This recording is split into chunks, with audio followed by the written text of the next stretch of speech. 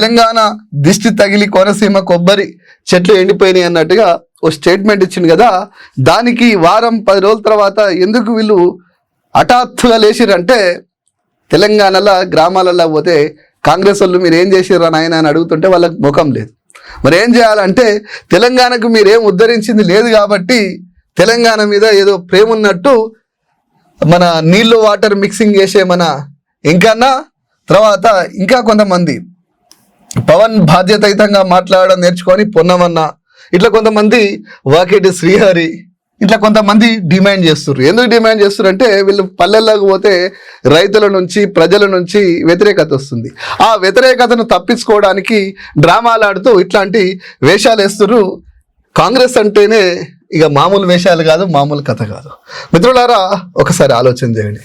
3 కోట్ల మంది దేవుళ్ళెందుకు? హిందూ దేవుళ్ళపై రేవంత్ అనుచిత వ్యాఖ్యలు. 3 కోట్ల మంది దేవుళ్ళెందుకు?